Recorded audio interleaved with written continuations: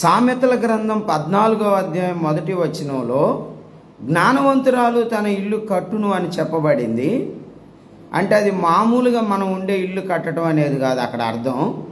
ప్రతి స్త్రీ జ్ఞానంగా ఉండాలి, కాపురం అనే ఇంటిని కట్టుకోవాలి. లేనట్లయితే రెండో మాట, మూర్ఖురాలు తన చేతులతో తన ఇల్లు ఓడబెరుకునని ఉంది కదా.